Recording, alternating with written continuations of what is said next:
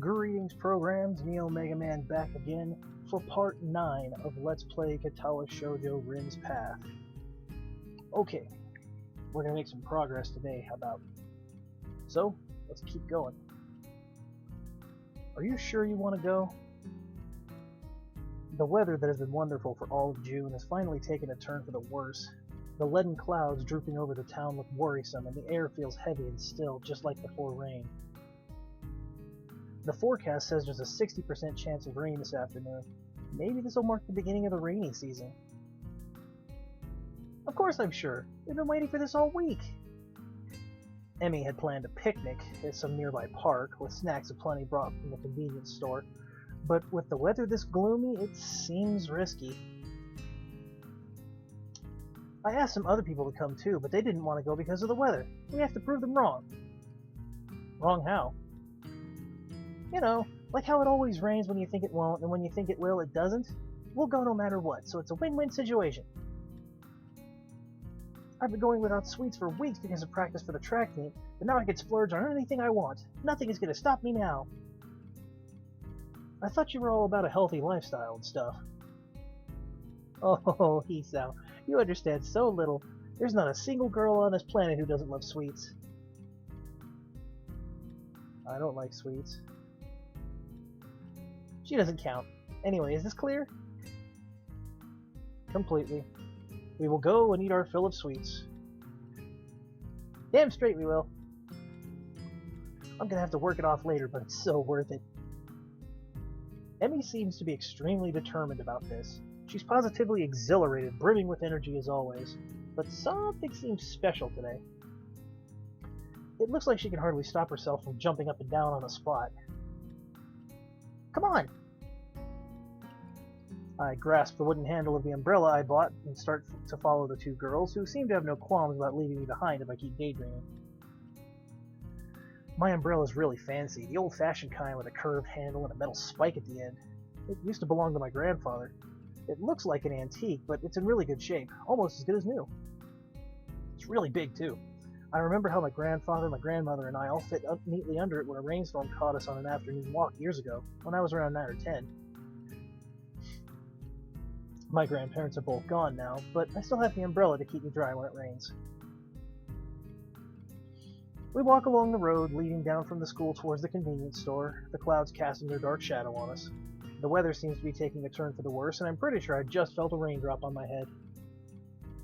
Didn't you guys think of taking umbrellas? It really looks like it'll rain.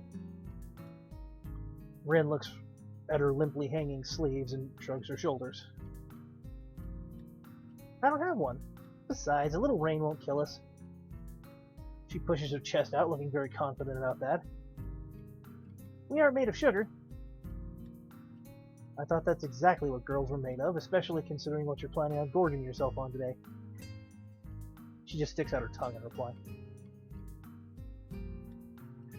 The walk down from the school to the local shopping district is not a long one, but it's not very short either. It's all downhill, so our steps roll easily, but time stretches out nevertheless.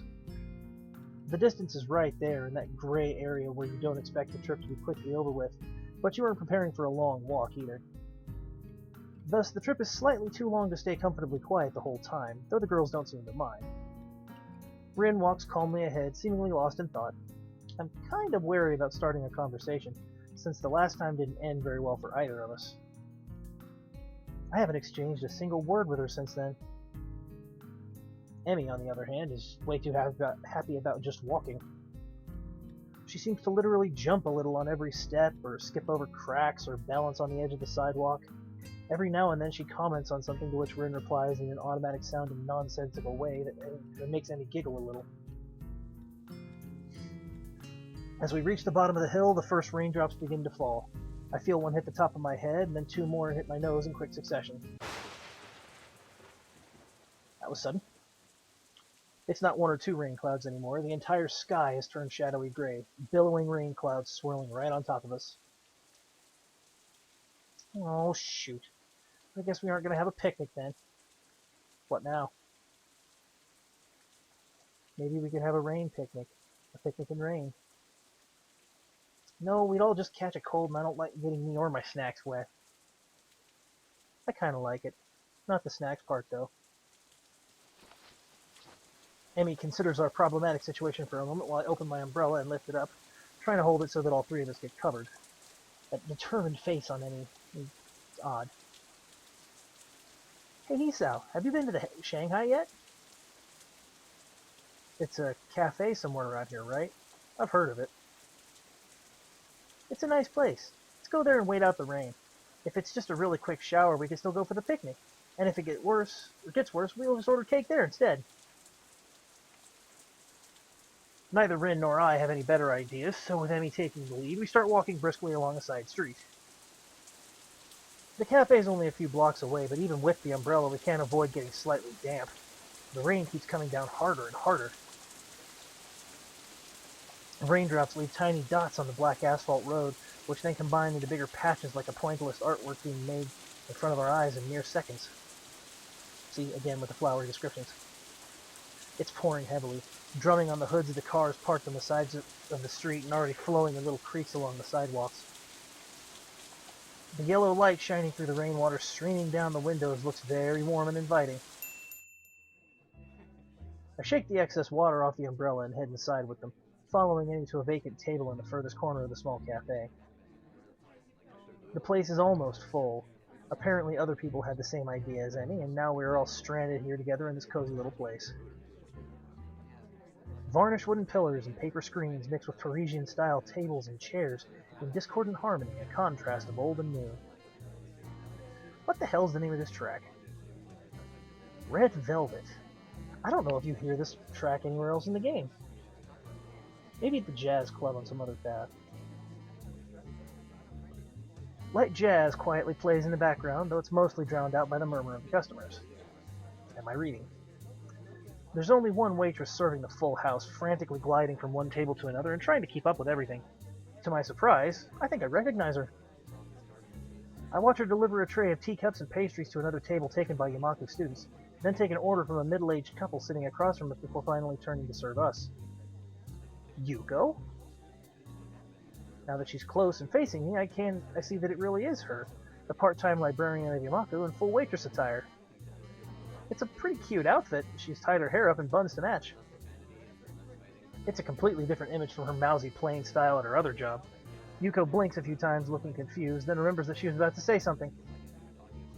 Welcome to Shanghai. So you work here too? I thought you were a university student or something. Yes, that too. It's a part-time job, as you can see. It's Sunday, so there aren't any lectures. Good thing, too, since today's been so busy I'm wishing for another pair of hands. Anyway, I'm in a bit of a rush, as you can see. What can I get you today? Emmy doesn't hesitate even for a second. Her eyes glitter like those of a kid in a candy store. Tea for everyone, and cake for me! Yuko tries to stay as formal and professional looking as possible, smiling cheerily at my ravenous companion. Yes. Today we have a choice of strawberry shortcake, raspberry layer cake, or lemon meringue pie. Strawberry. No, lemon. No, actually I'll take both. She looks at me in challenge. I'll just take the pie. Nothing. Emmy makes a face at Rin as though she had bitten into a lemon. She's clearly unhappy with her for not joining in. Oh, come on, Rin. That's not polite at all. Nothing, thank you. No, you silly. I meant that you should order something too. I'll take a straw then. My feet are all wet. Sorry? The drinking kind of straw. One, please. Yuko's obviously uncertain of what to think about this. She fiddles with her pen and stationery for a moment, looking as though she's about to cry, before deciding that we've finished ordering. Thank you very much. She bows down a little bit too deeply and scampers to safety behind the counter. After that ordeal is over with, I have a chance to relax a bit and take a better look at the surroundings. Almost every table is occupied by people happy to be out of the rain, thankfully sipping their tea while waiting to dry off. Fragments of grumbling about the lousy weather or discussions over recent homework from nearby tables to my ears. Each one overlaps the other, but all are covered by the sound of falling rain. After a while, Yuko returns to our table carrying a tray with a huge teapot, 3 cups, a slice of cake, and 2 slices of pie. Wah! She slaps the tray onto our tiny table with a clatter, almost sending the teapot toppling over into Rin's lap. We barely recover before she bows again and leaves, hurrying off to serve the other customers. Poor Yuko. Amy has been eyeing her strawberry cake very hungrily all this time, but somehow she managed to contain herself until Yuko was out of sight. She digs in with gusto, while I content myself with pouring tea for everyone and placing the straw in Rin's cup. Rin looks at the way the tea swirls around and round in her white china cup, her eyes half closed, almost like she's being hypnotized. I pick up my fork and eye the food in front of me. The pie I got looks perfectly done, a thick layer of meringue on top of creamy lemon custard.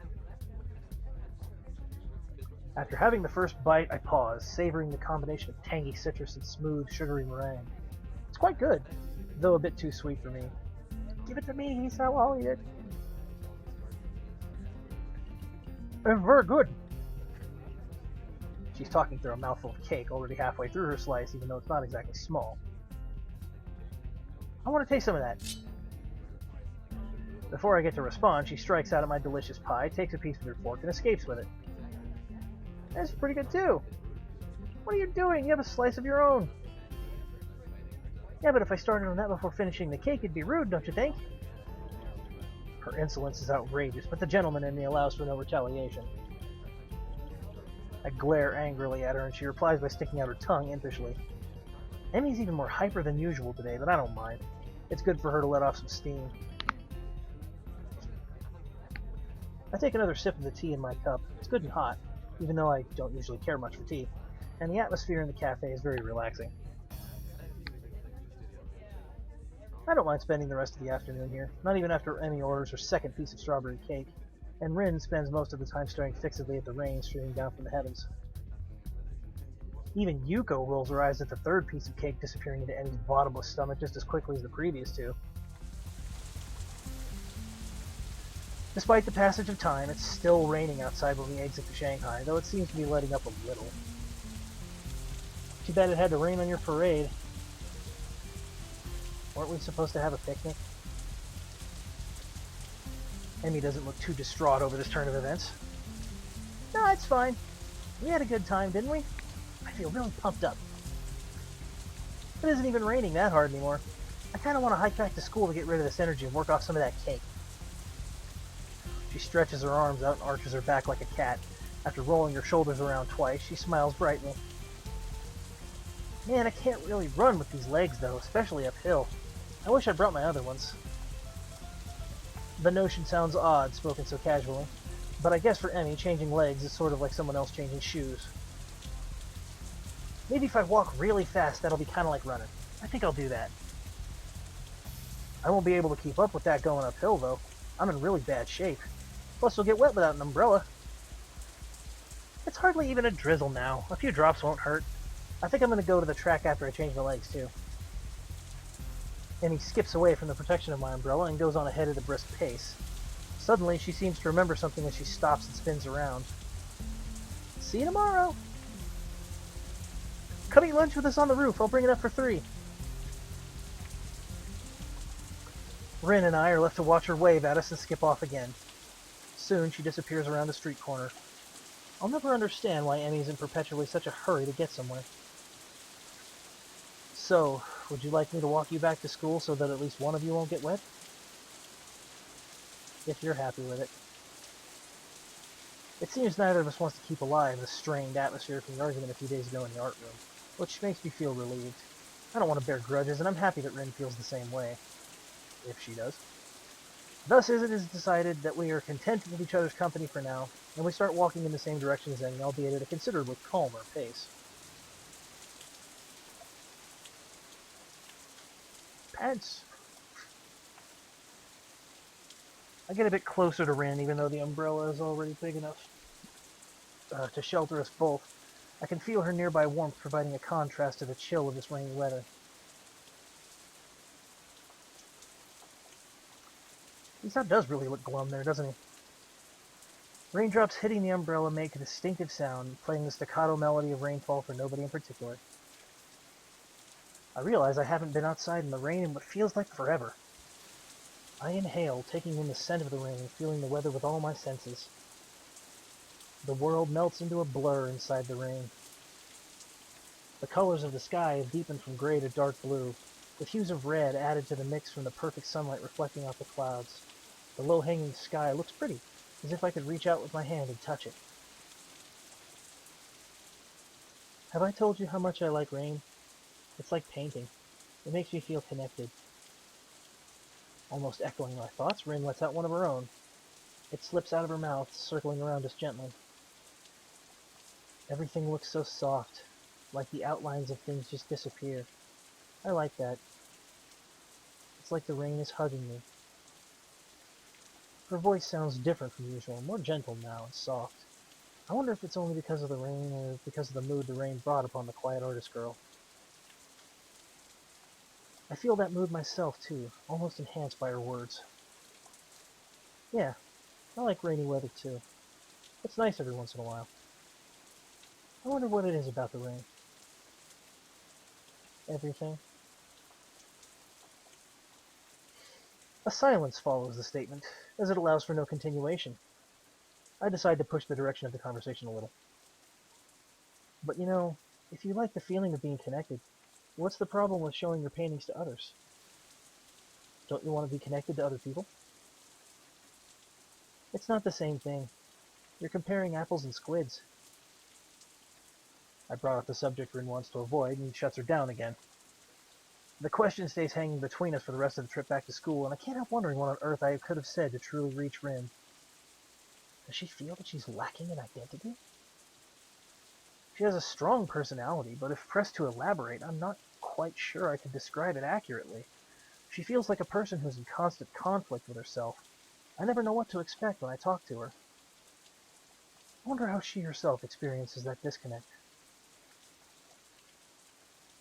If Rin is asking herself every day, who am I, and obsessively paints images to define herself day after day, what does she think of that way of living? The irony is, that's the exact same question I've been asking myself for the past 4 or 5 months. For me, it was miserable. I can only assume that it's the natural state of being for this girl.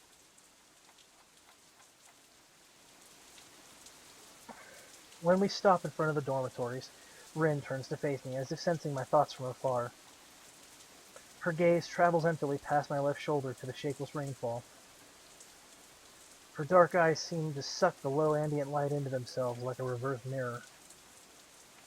That empty gaze lets nothing out.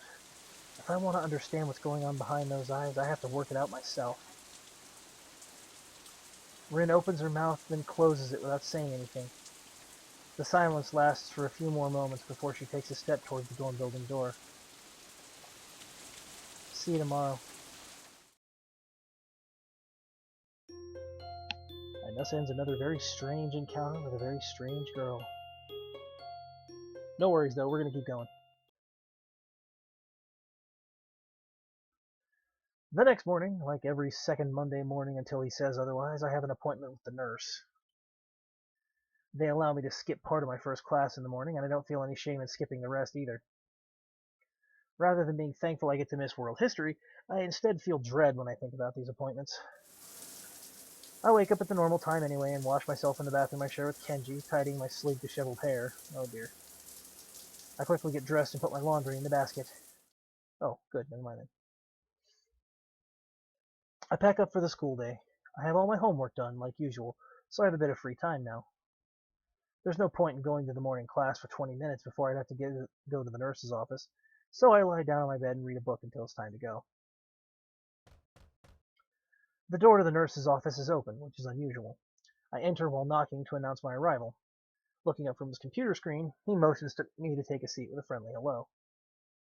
Steam wafts up from a piping hot cup of coffee on his desk. Excuse me. It's probably not his first today. How are you feeling on this wonderful morning, Hisao? I'm alright, I think. It was cold yesterday because of the rain, so I woke up feeling a bit groggy. You too, huh? Quite a few kids got caught without an umbrella, so we've been spending time handing out masks and curing sniffles. Alright, today it's test day. Give me your arm. I extend my left arm towards him, keeping my face expressionless.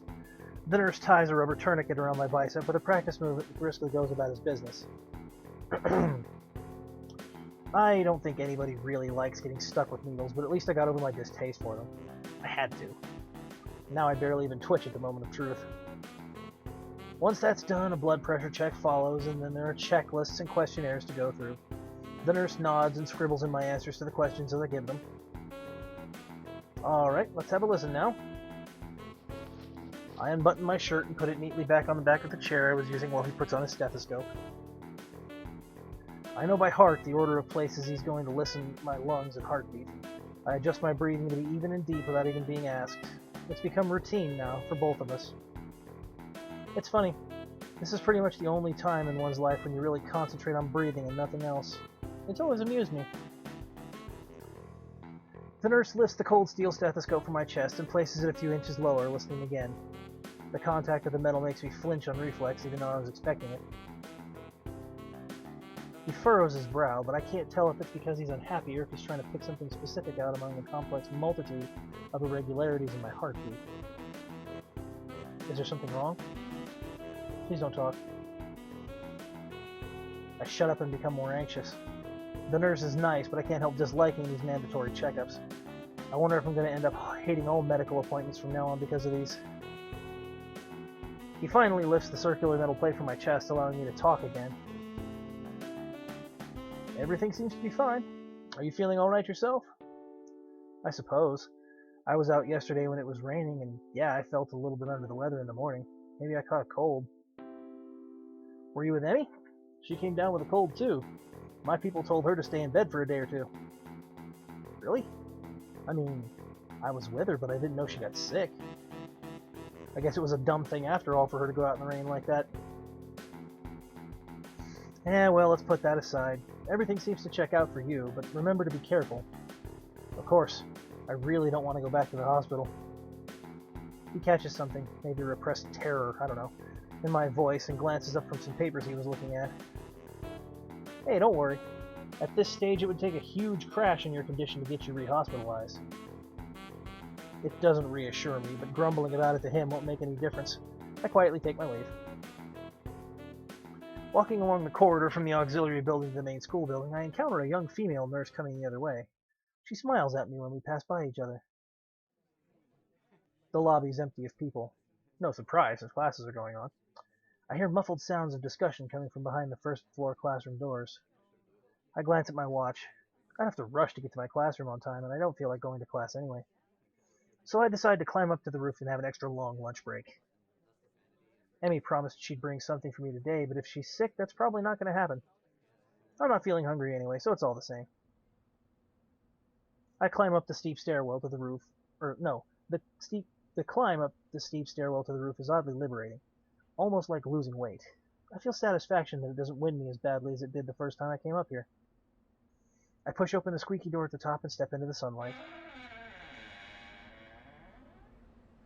The chain-link fence allows for a grand view over the treetops, all the way to the gray silhouettes of downtown further away. The dreary weather of yesterday is just a memory now. The silvery blue sky seems to be a mere arm's reach away. I forget for a moment that I'm in a bad mood. The warmth of the sun soaks into my bones, making me drowsy and lazy instead. The bells ring for lunch break, startling me back into reality. Soon afterwards, the quad below me bursts into life. Students pour out of the doors on the ground floor, intent on enjoying lunch at the quad and the lush gardens in this perfect weather. When I hear the door to the stairwell being pushed open, I don't bother turning to see who it is. The intruder starts coming towards me with uneven footsteps. The little river stones of the roof is covered with rattle and crunch underfoot. The footsteps stop a few feet behind me, followed by silence. I look upward into the glowing eye of the sun, absorbing its warmth into my whole body. What are you doing? I turn around out of courtesy at her first words to behold the slim, awkward figure of Rin Tezuka. She looks very much like herself today, too. Her hair is maybe a tad messier than usual, as if she just got out of bed. She stands with her weight shifted onto one foot, looking at me with mild curiosity, as if I were something in a store's display window. I don't know. Just spacing out, I guess. What about you? Emmy promised food. We usually eat here. I'm afraid you're going to be disappointed. I heard Emmy came down with a cold. Oh, I guess that makes sense. She wasn't in class. It's not that common to get a cold in June, though. You don't think she went running at the track afterwards like she said. The rain just kept going. Probably. In the rain? In the rain. That sounds like a bit too much for just keeping up with a training regimen. Emmy's a hard-headed one, though, so I could see her running in the downpour just because she had to. Well, that's obviously overdoing it. Probably why she came down with that cold, too. But I guess it's kind of cool. Speaking of that, I'm not feeling well either. Shoo! Rin sneezes pretty hard, failing to stop it in time. She cranes her head down to wipe her nose on her shoulder, so deciding that that would be too unladylike, I pull out my handkerchief and hold it to her nose. Here, bless you. Thanks. She clears her nose, and I dab the handkerchief gently on it, wiping it clean. Her nose is really cute. Oddly enough, it's probably the girliest part of Rin's face. I think I'm blushing a little, but Rin doesn't notice. Thanks. I think I might be coming up or down with something too, like I was saying. Hope not. Rin doesn't seem to be too bothered about eating, so despite the lack of Emmy-provided lunch, we stay up on the rooftop. She comes over and stands next to me, right up against the fence, looking into the same abstract distance as I am. Nobody else seems to be coming around to intrude upon this calmness either. It's quiet and peaceful. What does one do on a lunch break if not eat? It turns out that between the two of us, we don't really know. Fortunately, passing time is an activity that manages itself just fine. Even though there's no conversation to fill the silence between the passing seconds, no pointless activities like cloud gazing to spend upon the minutes between now and then, time marches on relentlessly. I keep checking the time on my watch, then decide it's a dumb thing to do. Instead, I try to hold out for as long as possible before I check it again. Maybe I can hold out for 6 or 7 minutes. Rin remains silent, idly looking up at the cerulean expanse above us. I wonder why more often than not we don't speak much. She said that she doesn't like speaking because of her perceived difficulties with expressing herself properly. As for me, I think I just got sucked into the habit at the hospital, where I spent a long stretch of time never really talking to anyone. Most of the time I feel comfortable about this quiet mood, and even when I get the feeling that I have to break the silence, it's always so difficult to come up with something to talk about when it's with Rin. She and I are on such different wavelengths that nothing seems to be on common ground. What is it that you like about the sky so much? She turns to me, her eyes dark and serious. The sky is the only thing that's perfect. I know it. You could say I'm an expert of the sky if you wanted. And I am, even if you didn't want to. A sky expert. It's always different, but it's always perfect also when it's different. I follow her gaze up into the boundless blue expanse, thinking of her words. Have you ever wanted to be something different? It wouldn't be so bad to be the sky. No, I mean someone else, someone different. To go to a normal school like everyone else, not have to worry about stuff. What stuff? I try to find the right words for a moment, but I can't manage to form a sentence that I'd be comfortable with actually using. Man, I don't really want to say it out loud. Try. I'm not so good at mind reading. Don't you ever want to be not disabled? She thinks about this and then shakes her head, frowning. That's a hard question. I don't know what to say. It's okay if you don't say anything. For some reason, I'm just so unsatisfied with who I am right now that I'm constantly thinking stuff like that. It's pretty hard to admit, but there it is. Honestly, I feel relieved about finally saying out loud to someone, even if it's just Rin. I think I want to be different sometimes. I've thought about changing myself lately, but it's a bit scary, like walking backwards with your eyes closed. The difficult part is to know where your toes are not pointing at. I mean, directions. Even if I don't do anything, I would never stay the same. Lullaby of Open Eyes. Good track.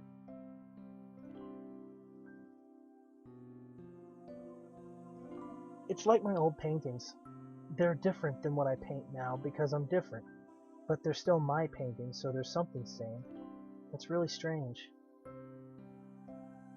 I am different every day, but I'm still me every day.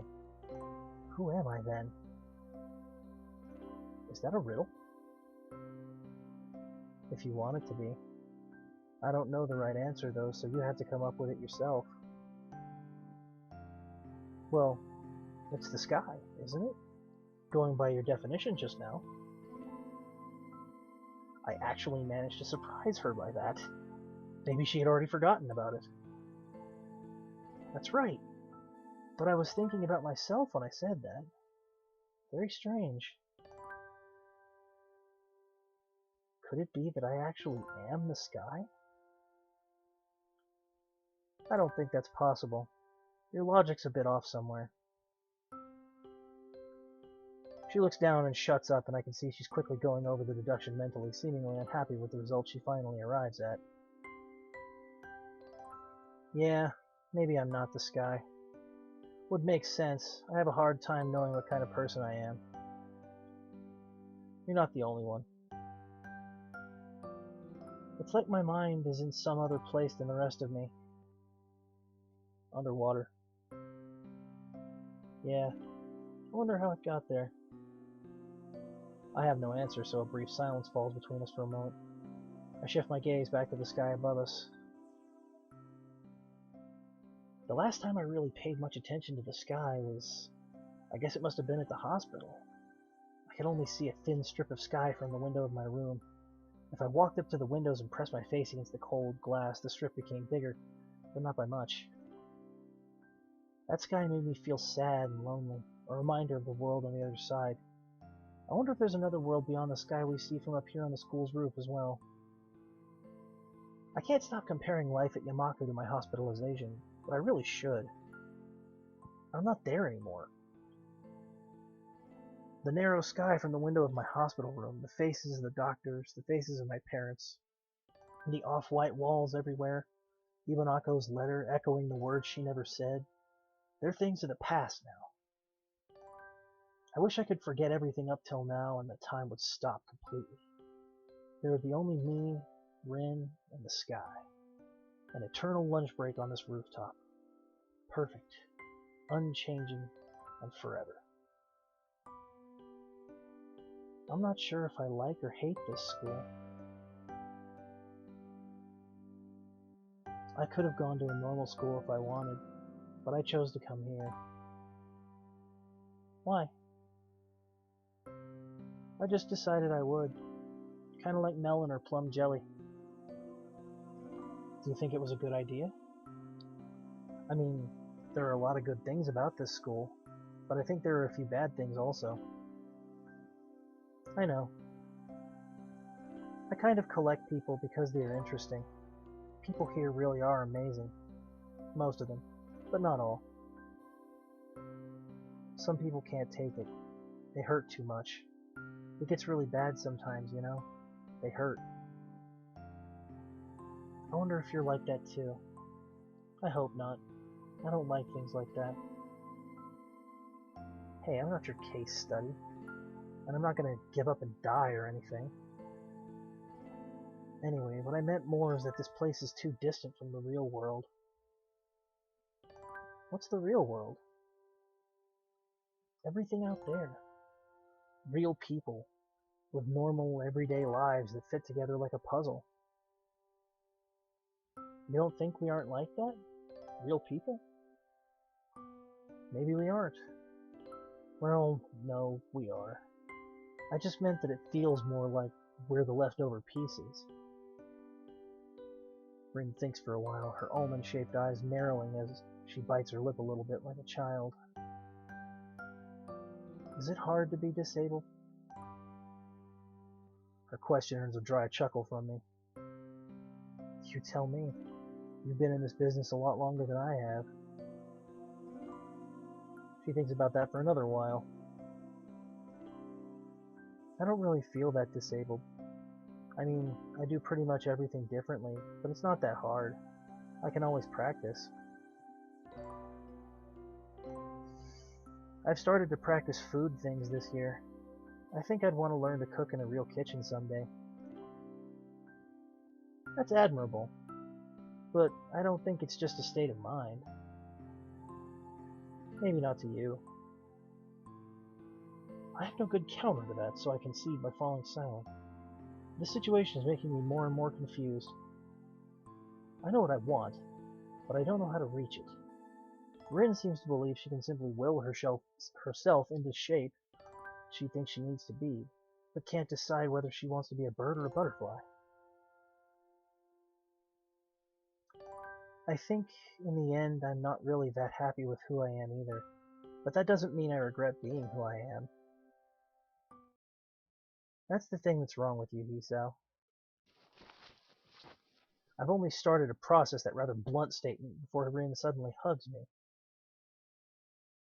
What are you doing? I've never been hugged by a girl with no arms before. To be honest, it doesn't really physically feel like a hug. The awkward way she presses her body against mine and the lack of embracing arms make it feel like she fell on top of me. But the warmth of a real hug is still there, and that's how I recognize it for what it is. I'm hugging you, Hisao. I know that, but is it wrong? I thought this is what you're supposed to do. I'm not really used to this kind of thing. The first time Emmy hugged me, I got surprised and kicked her in the stomach. I can kick pretty hard, so she hasn't been hugging me an awful lot after that. It's not wrong, no, it's just me.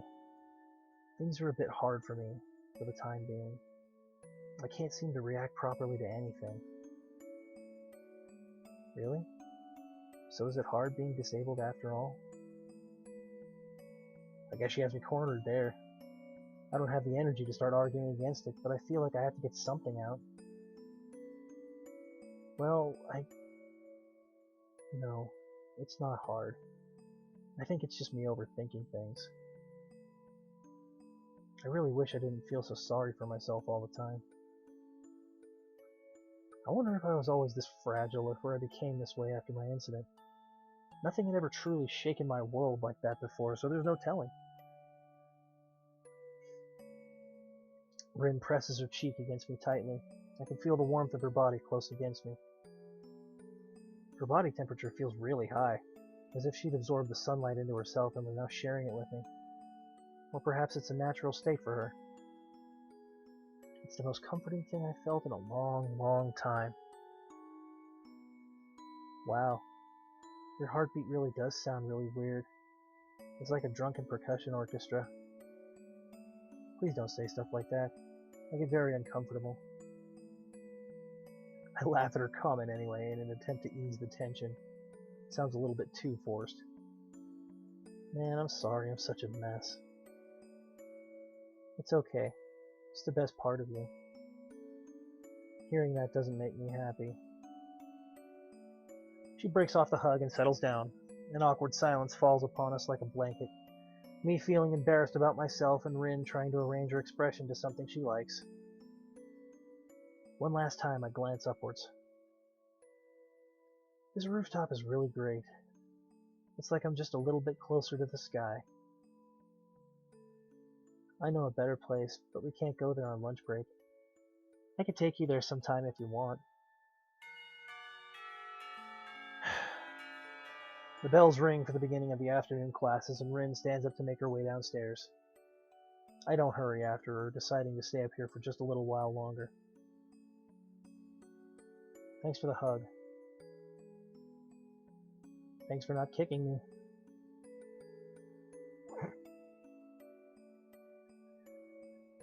After Rin leaves, I finally let tears roll down my cheeks and cry for my condition for the first and only time in my life. Then I cast away that hollow person lying on the hospital bed forever.